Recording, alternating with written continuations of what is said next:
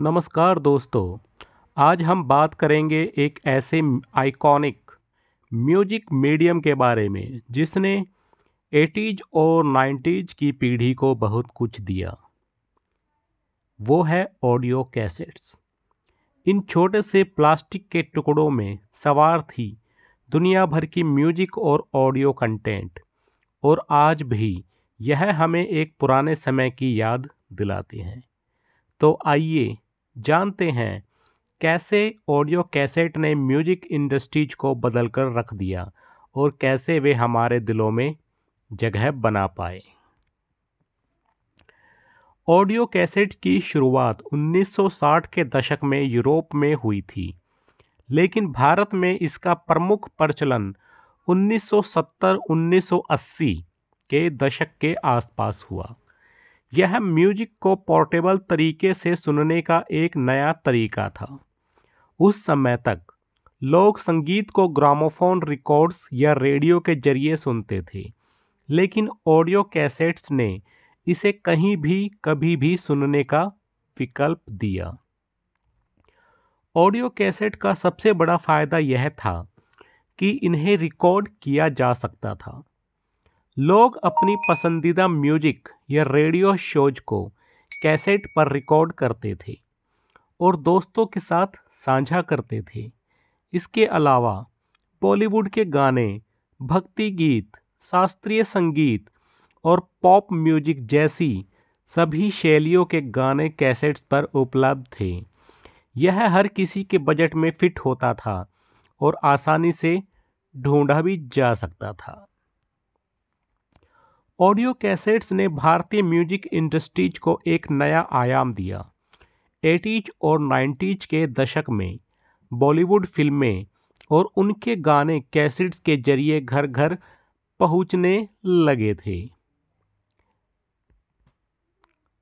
संगीत के इस माध्यम ने अपनी यात्रा तय की और 2000 के आसपास डिजिटल म्यूजिक और सीडीज के दौर में इसकी जगह ले ली।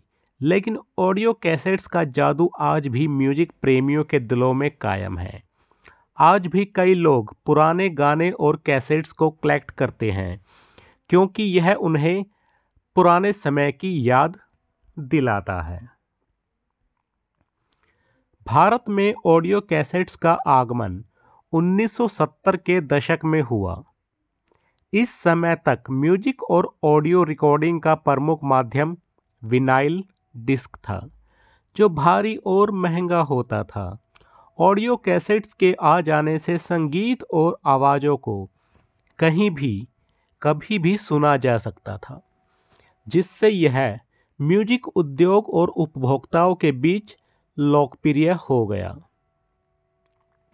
ऑडियो कैसेट की शुरुआत 1960 के दशक के अंत में यूरोप में हुई थी, लेकिन भारत में इसे व्यापक रूप से 1970 के दशक के अंत और 1980 के दशक की शुरुआत में अपनाया गया। भारतीय उपभोक्ताओं के लिए यह एक सस्ता और पोर्टेबल विकल्प बन गया था। इसके साथ ही कैसेट रिकॉर्डर और प्लेयर की कीमतें भी धीरे धीरे सस्ती होने लगी, जिससे आम लोगों के लिए इसे खरीदना संभव हो गया। भारत में बॉलीवुड संगीत, भक्ति गीत, शास्त्रीय संगीत और लोक संगीत की कैसेट्स का बाजार तेजी से बढ़ा।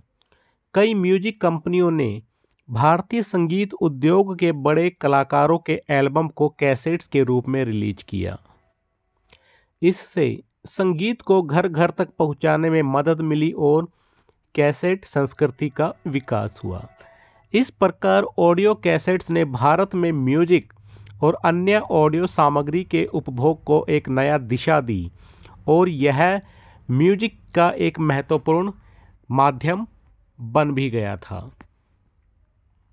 अब बात करते हैं कि भारत की पहली हिंदी फिल्म कौन सी थी जिसके गाने ऑडियो कैसेट्स पर रिलीज किए गए थे। तो उस मूवीज का नाम था बॉम्बे टॉकीज, जो कि 1946 में आई थी।